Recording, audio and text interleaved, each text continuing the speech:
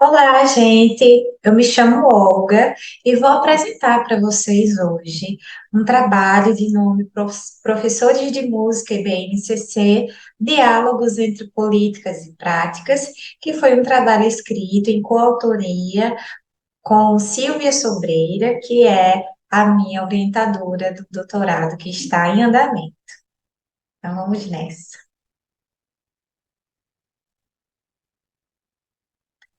Então, conhecendo um pouco o tema, né? A gente vem passando por algumas transformações recentes no âmbito da legislação, com a 13.278 de 2016, né? E no âmbito das políticas curriculares, com a BNCC, que é o destaque que eu faço aqui.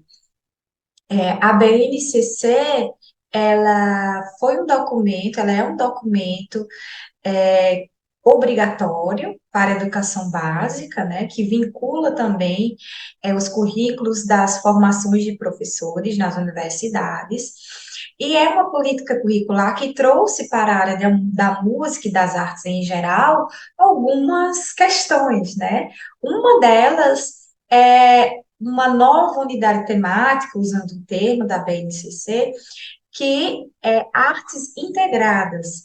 Essa nova unidade temática, ela pode ser muito bem significada como uma volta da polivalência no componente curricular arte, né? Uma vez que ela se coloca aí ao lado das quatro grandes áreas das artes, né? Música, teatro, artes visuais e dança, né? Então, pode ser entendida como uma nova linguagem, né, que já contraria o que está posto na 13.278, de 2016, e que também pode ter essa significação de volta da polivalência, o que nos traz certamente um desafio, né, para pensar a nossa área dentro desse componente curricular arte. Em relação a João Pessoa, que é o campo, né, meu campo de pesquisa, eu sou professora de música da rede municipal e também estadual, né, de João Pessoa, Paraíba, e minha pesquisa se volta aos professores de música que atuam na rede municipal, de João Pessoa, né, em relação a como é que eles fazem políticas de currículo. E houve algumas transformações na rede, né, principalmente depois das eleições municipais. A gente teve transformações no que diz respeito às formações continuadas, e outros elementos também, né, mas nessas formações continuadas, e numa novidade que foi um software de gestão escolar chamado Educacim, no qual a gente tem que agora que colocar os nossos planos de ensino, registrar a aula, fazer toda essa gerência, né, de aulas e de planos de ensino por este programa. Eu vou falar um pouco mais dele um pouquinho mais na frente. Também houve algumas transformações, né, essa imposta pela BNCC, que foi a criação do documento curricular aqui da rede municipal. Esse documento, ele passou por análise nas formações continuadas do ano passado, 2022, e ainda não foi lançado, né, mas já passou pela discussão, né? E eu também vou falar um pouco mais disso mais na frente. Referencial teórico, né? O referencial teórico que a gente traz neste trabalho, que é também meu referencial de analítico, né, na pesquisa, em que eu aprofundo, é a abordagem pós-estrutural do currículo, pela teoria do discurso de Laclau e Murphy, né, nas discussões de Alice Casimiro Lopes, né, nesse diálogo que ela traz para dentro do campo do currículo. E aí, nessa perspectiva, a gente coloca o discurso como centro de análise do social, né? A gente entende que significante e significado, né, não tem uma relação fixa entre eles, que essa relação, ela ela perpassa por diversos embates políticos e é algo que nunca termina, né? Então, a partir disso, a gente vai entender que o currículo é uma prática de significação, e que as políticas, no caso, no nosso caso, né, políticas de currículo, elas são criadas dentro dessa disputa de sentido que nunca cessa, né? E já me refiro também aos trabalhos de colaboradores, né, que tratam dessa visão de rede de políticas, né, de contextos de criação de políticas e que entende que essas políticas não se dão de forma estadocêntrica, né? Ela acontece em entremeados fios que chegam, inclusive, a terem raízes transnacionais, como o Bol vai trazer, e que a gente precisa, como pesquisador, como professores, né, percebermos cada vez mais esse jogo, essa arena, né, que está posta e que a gente participa, mesmo a gente tendo consciência disso ou não, né?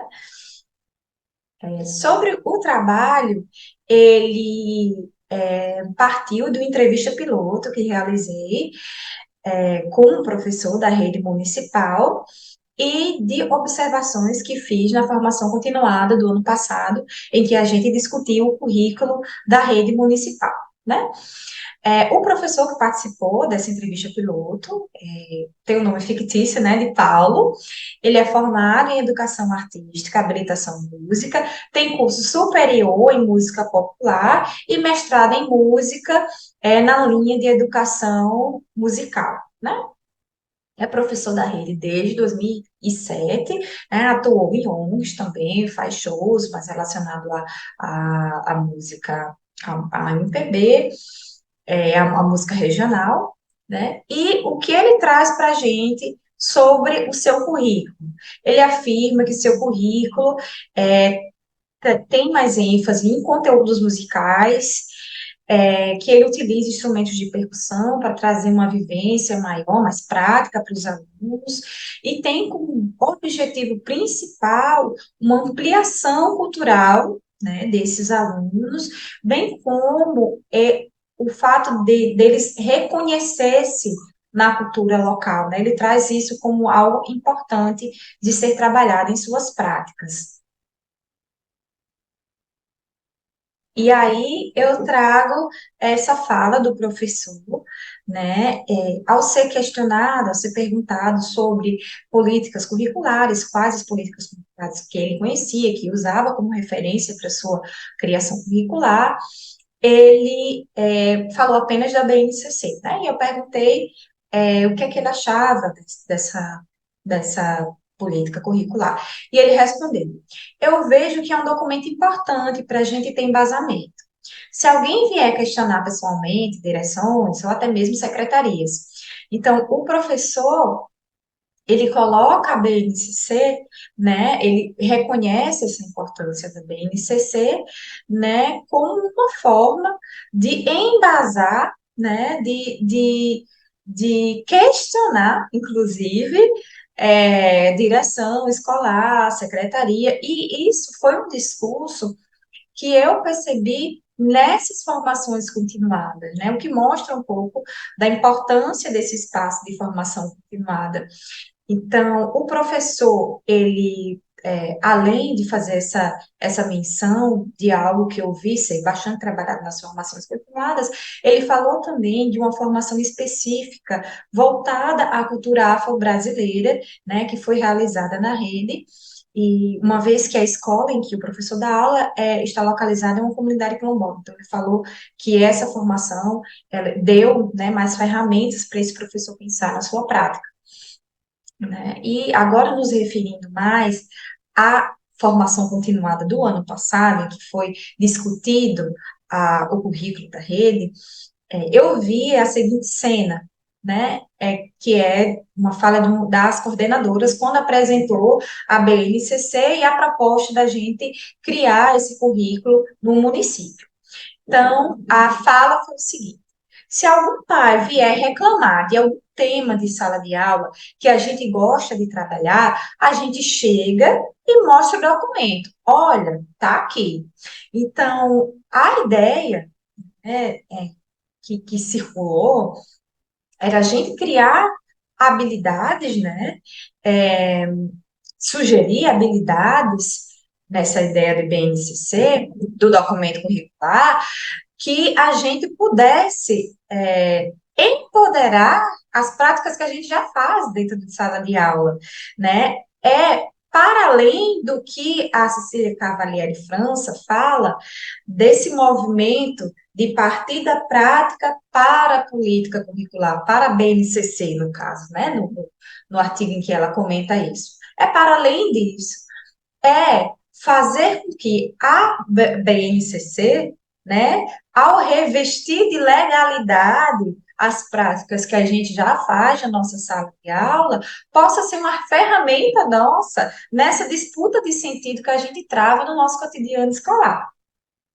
Né? E aí questiona, tensiona um pouco essa visão verticalizada de uma política, né, que vai ali constranger nossas ações. É ao contrário, né? A gente usa do documento, da política curricular, para nos empoderar nas nossas disputas cotidianas, né, das práticas que a gente já faz. E aí vem a questão do Educacim, que é esse software que foi implantado na rede no ano passado e que tem uma relação intrínseca com a BNCC e com outra política aqui do município que se chama Prêmio Escola Nota 10, que é presente em outras capitais também. Esse Prêmio Escola Nota 10, ele dá um 14º salário aos professores, mas a escola tem que fazer algumas coisas, né? Tem que alcançar alguns objetivos. E aí, o Educacim entrou nesse discurso, né, de prêmio Escola Nota 10. Então, as escolas, os professores tinham que preencher esse Educacim na data certa para que a escola conseguisse o prêmio Escola Nota 10, né? E aí percebe-se também que o Educacim, ele é todo estruturado pela BNCC, então vai fazer referência a objetos de conhecimento, habilidades, essas habilidades, esse objeto de conhecimento vai estar ali numa lista, né, uma lista pré-estabelecida, o que, de certa forma, traz um pouco, né, restringe a ação um pouco do professor na hora do seu plano de ensino, e são coisas que a gente precisa refletir, né? No caso do professor, ele simplesmente não preencheu o Educacim, né, nesse ano, disse que tinha muitas, sentia essa coerção da secretaria, da escola, e decidiu comprar a briga e não preencheu o Educacim, né? Então, que mostra que os professores, eles realizam as suas traduções, suas produções curriculares, mesmo que essas redes de políticas, elas se mostrem, é, é, né, elas se imponham, né, nas nossas práticas, né? E aí, para concluir, a gente vem enxergando os professores como partícipe do processo de criação de políticas, a gente enxerga que há, de fato, o peso da lei da BNCC, por exemplo, mas a gente também quer, né, pretende ter essa visão de que o professor, ele participa, sim, dessa criação de política curricular, e a gente vai se debruçar na minha pesquisa, né, como forma, numa intenção de entender como é que esse processo se dá.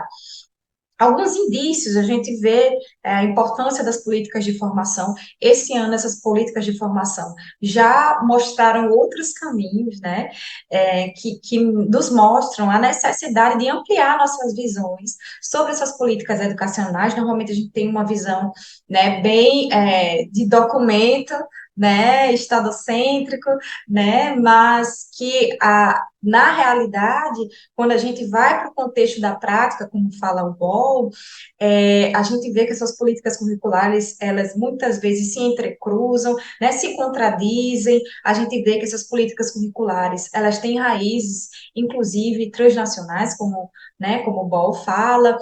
Aqui, atualmente, a gente vê uma política de formação relacionada com a empresa Lego, com a Alpargatas, com a Positivo, né, que o BOL vai chamar a atenção, né, que é uma forma de privatizar a educação sem formalizar essa privatização, né? Acontecendo de outras maneiras. E aí a nossa necessidade de estarmos atentos a isso, a pesquisar, a entender esse conjunto, toda essa arena toda de significação, né? E notar como é que esses processos de significação eles vão se dando dentro da nossa área, né? De educação musical. É isso, muito obrigada e vamos para as discussões.